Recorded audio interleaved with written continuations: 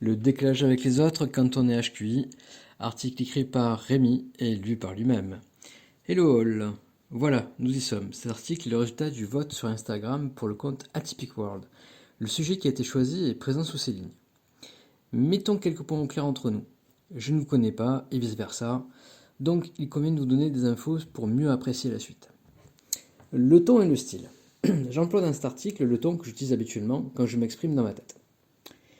Ma façon d'écrire, c'est ma façon quotidienne de dire les choses. Entre parenthèses, à part les autoréponses que je me fais intérieurement, qu'ici je pose mais je ne verbalise pas en général. Je ferme la parenthèse. Je ne cherche rien du tout à part partager mon expérience en couchant mes idées, en tapotant sur mon clavier. Et là, en vous les lisant. Donc, il va s'agir de mon témoignage du point de vue du terrain avec mon parcours de vie, tout singulier, car oui, je suis profondément convaincu que l'environnement dans lequel nous sommes développés a joué sur nos parcours de vie et notre cognition. C'est aussi pour ça que j'ai de suite validé, en parenthèse, biais de confirmation diront certains au fond de la salle. Le titre et concept du livre Le talent est une fiction de Sama Karaki. Soyez indulgents, ça fait des lustres que je n'ai pas fait cet exercice. Ma légitimité en tant que HQI.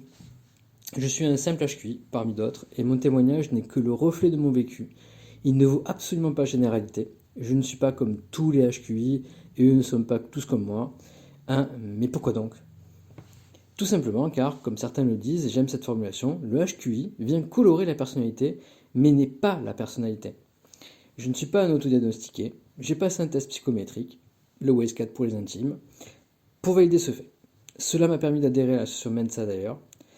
C'est vrai, peut-être que parmi ceux qui ne sont pas arrêtés au premier caractère de l'article, certains se posent encore la question, c'est quoi HQI?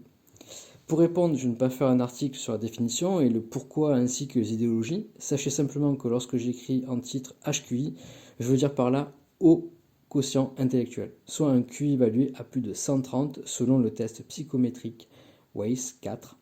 On pourrait dire aussi simplement surdoué, mais le fameux décalage dont il est question dans l'article me fait écarter ce terme volontairement. Ensuite, ma culture du HQI.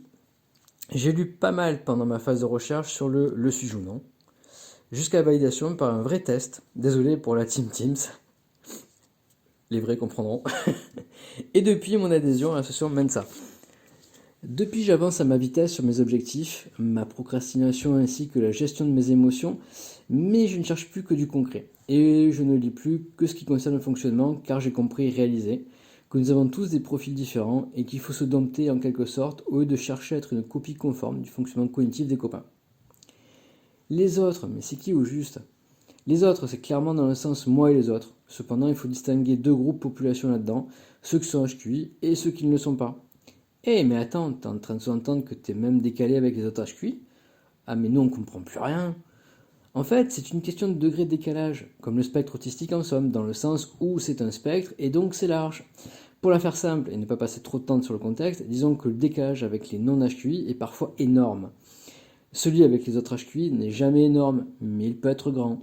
Attention toutefois, une chose est claire pour moi, le décalage qu'il y a avec les autres HQI n'est pas bloquant pour se comprendre et suivre nos idées, ce qui n'est pas le cas trop souvent avec les non-HQI.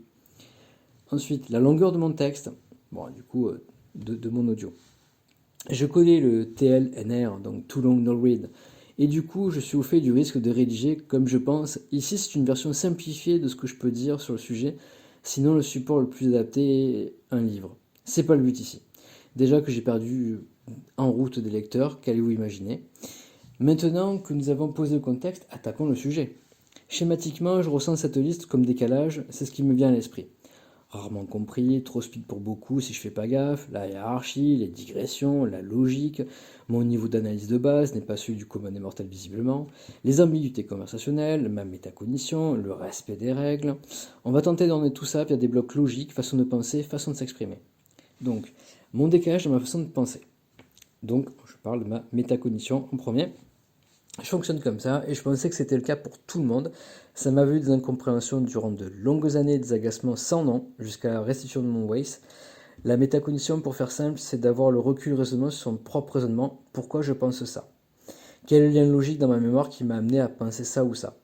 Bref, comme on peut vous le dire sur Wikipédia, sa capacité de penser sur ses propres pensées. Vous rajoutez à ça une bonne capacité à tout analyser et vous avez le champion universel de la procrastination. Ma profondeur d'analyse. Je pense naturellement en évaluation du risque des possibilités. Je fais des sortes de scénarios à la Marvel Multiverse. Pour moi, c'est pas non plus foufou et extraordinaire. Il y a moyen d'aller plus loin à chaque fois, mais j'en fais volontairement l'économie. Mais à chaque fois que je partage mon analyse du risque, j'ai droit à mais tu vas trop loin là, ou t'es allé chercher ça où, oula, on n'y est pas encore, et autres joyeusetés blessantes isolantes. De mon expérience de vie, je suranalyse par rapport aux autres. Ensuite, la partie mal logique. Joseph Chovanec parlait dans une interview d'Autistan, un pays où les choses seraient ce qu'elles sont censées être, entre autres. J'ai un trait commun avec mes amis autistes, les choses doivent correspondre à ce qu'elles annoncent. Oui, hein, vous voyez venir le beans là? Dans nos sociétés de consommation et modernes, il y a beaucoup de marge entre ce qui est dit et ce qui est. J'ai durant mon parcours de vie déchanté entre ce qu'on promet et la réalité, pas que pour le Big Mac. Notamment dans le secteur de la santé, le temps de la toilette au lit, avec la technicité que cela demande, versus la réalité, notamment maison de retraite. Le premier choc sans parler de la divergence sur la bienveillance. Merci les violences institutionnelles. Bref, j'ai constamment en tête ce décalage discours vs réalité. J'aborde les sujets des autres aspects de ma logique dans les autres blogs de cette section. Je voulais mettre ici l'accent sur ce qui est annoncé doit être. Désolé pour les copains puristes. Et vous avez raison, j'ai été flemmard. Ensuite, on passe au respect des règles. Et j'ai longtemps été naïf, très longtemps, concernant le respect des règles. En effet, pour moi, c'est important de respecter les règles au maximum. S'il y a des règles, c'est qu'il y a une raison. Sinon, je ne me sens pas bien, même si je ne suis pas contrôlé dans le respect des règles. Et j'ai appris avec le temps et un déclic via un film à ne pas toujours respecter les règles, mais il y a une règle pour que je le fasse. Être le seul à respecter la règle, si vous avez la règle, bravo. Cette adaptation est due au fait que, dans un groupe, quand vous êtes le seul à respecter une règle que personne d'autre ne respecte, vous vous marginalisez, entre autres. Au final, je ne dois plus être trop décalé avec beaucoup de monde, mais à me lire, vous voyez bien qu'il m'a fallu m'adapter par rapport à mon décalage naturel de ce côté. La hiérarchie. J'ai toujours respecté la hiérarchie, sauf que faut qu'elle soit légitime à mes yeux. C'est-à-dire que mon supérieur doit avoir les compétences adéquates pour être mon supérieur. Si c'est juste un chef, ça va être compliqué. Fort heureusement, je n'ai pas souvent rencontré ce genre de supérieur hiérarchique. Un décalage dans ce domaine de hiérarchie et d'organigramme d'organisation. Si j'estime que ma demande est légitime, peu importe le statut de la personne sur l'organigramme, je vais l'ouvrir. Cela m'a valu de remarques, recadrage dans mon précédent job, car je n'avais pas réalisé que mon poste était un bullshit job pour cette entreprise, et donc mes demandes n'étaient pas acceptables. Je suis parti depuis, rassurez-vous. Dans le cas que je cite, mon départ est la conséquence que cet employeur venait me faire un doigt d'honneur à la valeur que ce que représente mon métier pour moi en fait. Ferme la parenthèse. Ensuite, mon décalage dans ma façon de m'exprimer. Mes digressions. Je fais souvent des digressions, d'un point de vue extérieur. Quand je discute sans filtre, un sujet fait un lien avec un autre, et du coup, ça m'évoque un truc, je veux le partager pour revenir au sujet d'origine. Le truc, c'est que je suis capable de passer d'un sujet à l'autre sans souci, et je trouve ça même fun. Mais avec les non-HQI, c'est non, mais tu m'as perdu là, on parle de quoi déjà? Tu peux pas te concentrer? Donc, ça, c'est un décalage que je dois gérer au quotidien et surtout dans mes échanges pro.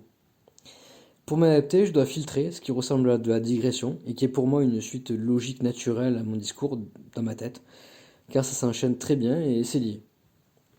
Rarement compris quand je suis sans filtre.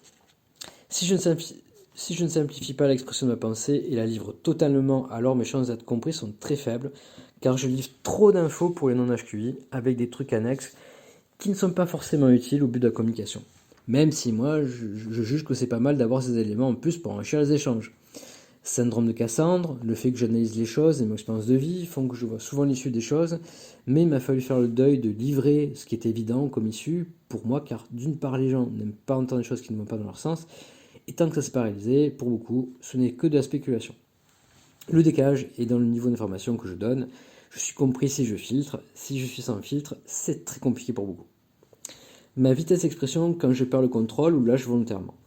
Quand je suis passionné par le sujet, j'ai tendance à être sans filtre et je suis à la vitesse naturelle. Le X, c'est que la vitesse naturelle, je suis trop speed, par beaucoup. Et il n'est pas rare qu'on me dise « va moins vite et articule » ou alors « calme-toi, ne t'énerve pas ». Ma prosodie s'accélère par rapport à celle qui est adaptée au quotidien, mais avec l'âge, j'ai tendance à de moins en moins m'adapter. Il est fréquent que je finisse les phrases de mes interlocuteurs car je les sens chercher leurs mots et ça m'agace. Évidemment, ça peut agacer ceux à qui je finis les phrases, surtout quand c'est enchaîné. Je fais avec. Quand quelqu'un parle speed, j'adore, car ça me stimule. Je ne sens pas la fatigue que pas mal ressentent, car c'est cool pour moi, des personnes comme ça. Et je ne ressens pas de fatigue cognitive à les suivre. C'est le mode croisière par rapport à mon rythme intérieur. Du coup, le décalage est que je trouve la majorité des gens un peu mous, et par moments, ça m'agace. Mais je sais m'adapter, le truc c'est qu'avec le temps, ça me prend de plus en plus d'énergie de le faire. Ensuite, le manque de précision dans les échanges chez les autres. Depuis des lustres, en fait, je suis né comme ça, j'analyse quasi tout, et surtout ce qui est dit. Les discours sont parfois ambigus volontairement ou non, je dois donc demander précision, et parfois c'est pas clair de comprendre une question. Un exemple trivial mais relatif à un moment ovni durant mon adolescence, mon camarade de classe Jérôme, c'est son vrai prénom, et pour des raisons évidentes, ça n'ira pas plus loin dans la précision. Me demande quel est mon nom en se marrant. Du coup, pour moi, c'est un truc qui vient. C'est tout un truc qui vient, c'est plein de questions. Comme, pourquoi cette question? Pourquoi est-ce qu'il se marre? Il s'attend à ce que je réponde à un truc à côté de la plaque, visiblement. Non, mais il veut peut-être enchaîner une phrase à la con avec mon nom. Non, mais quand il dit mon nom, il s'attend à mon nom civil ou alors le nom et le prénom? Non, je pose la question légitimement, car quand on me pose la question, quel est votre nom, selon le contexte, les gens se répondent soit par le nom, soit par la combinaison nom-prénom. Il veut quoi, lui, précisément? Au final, je lui pose la question, qu'est-ce que tu entends par nom? Juste mon nom civil ou le nom-prénom? Je vous appelle la suite, c'est suffisant pour voir le décalage par l'exemple. Avec le temps, j'ai de mieux en mieux compris et j'arrive à simplifier, adapter mes réponses à mes interlocuteurs, mais ce fut tout un apprentissage. Ce qui paraît simple pour les autres était un chouïa complicado pour moi, et en plus ça me donnait l'impression d'être bête, car je répondais une réponse possible par rapport à la question, pas très claire, et que je faisais souvent un loupé. J'avais donné comme attendu une seule réponse, mais j'en avais d'autres en stock. Voilà, ceci est ma vision de ma propre expérience sur le décalage que je peux avoir avec les autres, et ne reflète pas forcément la réalité de l'expérience des autres HQI. Je rappelle que c'est une version raccourcie volontairement. D'ailleurs, j'invite les autres HQI qui me lisent à partager les écarts et similitudes. Allez hop, il est temps pour moi de repartir sur mon grand sujet du moment. Dans mon entourage, on me sort que c'est un intérêt restreint. Je réfute, mais j'accorde volontiers le fait que ça ressemble sans être de mon point de vue. Mon orientation personnelle. That's all pour cet article sur le décalage avec les autres cantonnages QI. Au plaisir d'échanger en commentaire. Rémi, à bientôt.